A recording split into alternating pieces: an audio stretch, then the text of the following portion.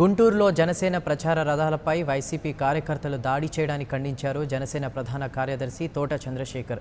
జనసేనకు ప్రజల్లో వస్తున్న ఆదరణ చూసి ఓర్వలేకనే వైసీపీ కార్యకర్తలు ఇలాంటి చర్యలకు పాల్పడుతున్నారని మండిపడ్డారు.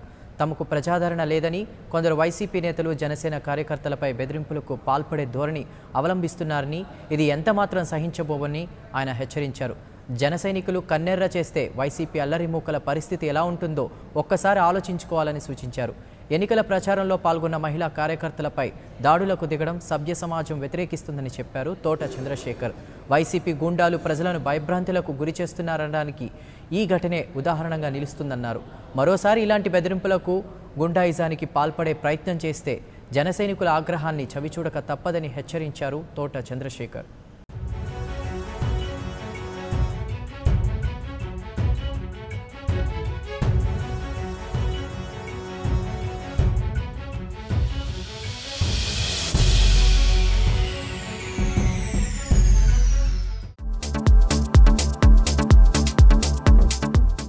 Hi, this is Siddhi Idnani and please do subscribe to New Waves.